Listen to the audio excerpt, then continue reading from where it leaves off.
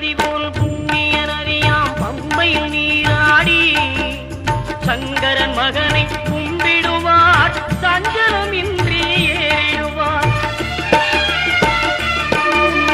நீலிமலை ஏற்றம் சிவபாலனும் ஏற்றிடுவார். காலமெல்லாம் நமக்கே அருள்காவலராயிருப்பார். தேகபலம் தா பாதபலம் தா தேகபலம் தா பாதபலம் தா தேகபலம் தா